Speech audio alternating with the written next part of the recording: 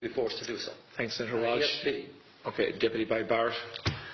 Ambassador, I will say frankly, I'm one of the people who thinks you should be expelled from this country, and I believe that that's nothing to do with you personally.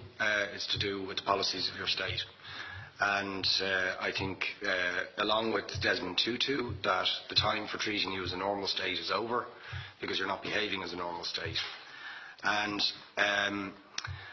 I just want to ask you questions, really, in relation to that contention. And I would just say, for the record, it certainly isn't motivated by anti-Semitism in my case. I mean, for example, when disgraceful attempts were being made to downplay the horrors of the Holocaust by people like David Irving, I brought a Jewish Auschwitz survivor to this city to organise meetings and get her on national television to remind the Irish people about the horrors of the Holocaust.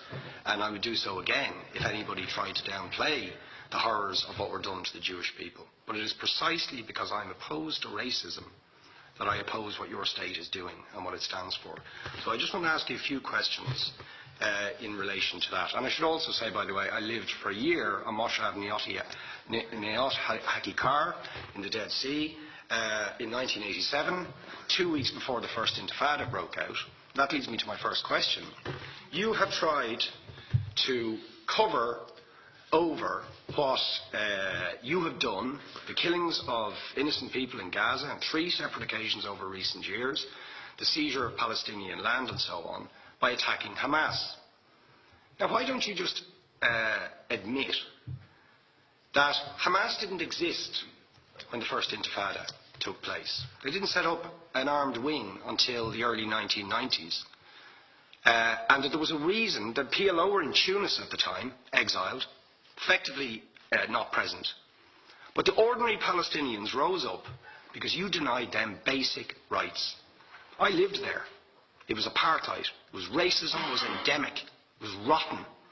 Absolutely, I was shocked within weeks of living there to see how you treated Palestinian people. And isn't it the fact that the law of return, which is the basic law of the Israeli state, is a racist apartheid law because it confers rights on Jews that it denies to Palestinians? It allows, for example, if I was Jewish and had never stepped foot in Israel, I could claim citizenship there tomorrow, but 6 million people whose origins are in what you now call Israel, who were forced out in 1947 or 48, do not have that right. Isn't that part of the reason why the Palestinians are in dispute with Israelis? Because you deny them the right to return to their homes and to their land and to their villages, and that they have a legitimate claim, even under international law, to return, but you deny them that right. Why do you deny them that right? And why do you give that right to other people who have no connection whatsoever with the land, whether you call it Israel or whether you call it Palestine? Why do you continue to seize land, if you're serious about Oslo and the two-state solution? Why do you continue to seize land, which under that agreement is land designated to be Palestinian land? 500,000 people, most of which has taken place since Oslo. You allow that to happen. Why do you allow it to happen if you're serious about giving this land to the Palestinians? It's absolutely extraordinary. And it just, you must, are you not just taking us, Ambassador, for idiots? That you can say with a straight face, we're serious about peace, but while we're serious about peace, we're going to seize Palestinian land. And you expect the Palestinians to just sit back and do nothing about that. And the world to accept that that is an acceptable way to behave. And you asked earlier on, what could we have some constructive solutions? Now you know what the Palestinian people have been asking for. Far less even than some people would ask for. Because I believe the whole apartheid system should be dismantled. But what they've asked for is to lift the siege of Gaza. Just to lift the siege of Gaza. Let them have an airport. Let them have ports. Let them not be dictated to by a government for whom they do not vote as to what can go in and out of their territories, whether they will have power, whether they will have clean water, whether they will have medicine. What makes you think you're allowed to have nuclear weapons and the fourth biggest army in the world and visit destruction on the people of Gaza, but they have no right defend themselves.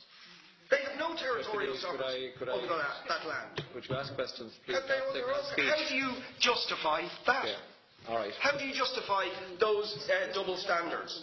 And very lastly, Ambassador, people like Bishop Tutu, Nelson Mandela, and I would certainly describe your state as a apartheid state, with different laws for people depending on their race or religion. Now, isn't that just the case that, for example, at checkpoints going into the West Bank, there's a channel if you're Israeli or European, and there's a channel if you're Arab? Just because you're Arab. If you came into Dáil Éireann and they stopped you and said, "Are you Jewish?" "Oh no, sir, you can't come in through the same entrance as Irish people or European people because you're Jewish," you would call that racism and apartheid. But yet you practice that. You practice that with your checkpoints and your military barriers and your apartheid wall. How can you justify that? All right, thank you.